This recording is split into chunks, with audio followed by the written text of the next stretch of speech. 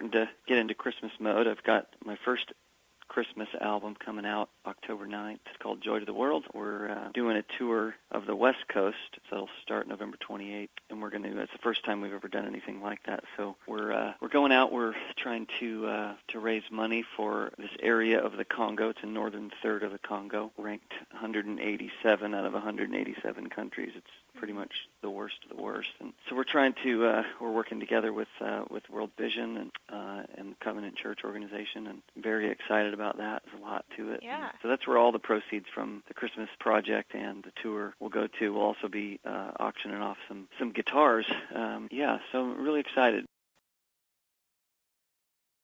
Well, the experience at Bayside's been great by and large, and I've been here at the church for just over 12 years now. And it's been quite a journey. Whenever you work in full-time ministry, it certainly can be a roller coaster, and so there's a lot that goes with it. But it's been fantastic.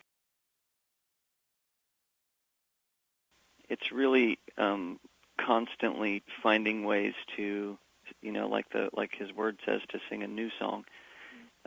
Sometimes that's not a brand new song. Sometimes it's singing a song you've sung in a new way, or having a new place in your heart or spirit that you sing it from. If I had to boil it down to kind of a statement, it's as we get together to do corporate worship, we need to make sure that our worship never becomes corporate.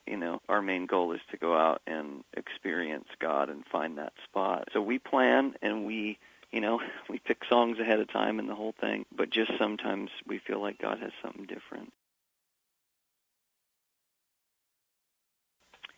The biggest one is just purpose. Mainstream music, it's just all very self-focused, and that's about making huge amounts of money and people wanting to get really famous. Right.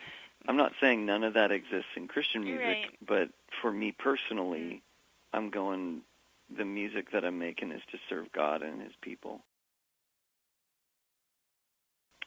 My hope is change, but I think really often in church that doesn't happen. And it's not that God didn't move. It's a lot of times that we weren't walking in going, God, I want you to change me. Show me yourself. Like really seeking Him. And so you have to constantly work hard at keeping things fresh and not getting jaded and not getting lazy. And we got to watch that and really go, God, what do you have for me right now? I want to, keep seeking. I don't know that there's a environment I like being in more than in a room full of worship leaders and people who do ministry. It's such a great opportunity to go, to hear God, to be able to speak truth. A lot of those people come, and the reality will be they desperately need a fresh wind in their sails. They're discouraged, or ministry can be a tough deal. So hopefully I can come and be an encouragement that God will use me as a mouthpiece to speak words that people need to hear, and I hope that God will use us to inspire. I like having a philosophy that shapes what you do, and so we'll talk about the role that guitar plays in music and try to really unpack what that looks like, and I'll talk a little bit about my experience being a studio musician, and if you don't learn how to do that well, you don't work. Some of that, just the heart, a lot of heart stuff. I'm a big heart guy, so why we do what we do. And I'll definitely, get into some specifics about kind of sound and some of that approach.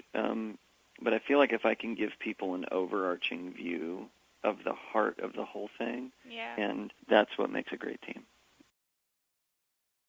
Hey, thank you. Looking forward to it as well. And, hey, we'll be in San Diego. How bad could it be, right? Oh, I know.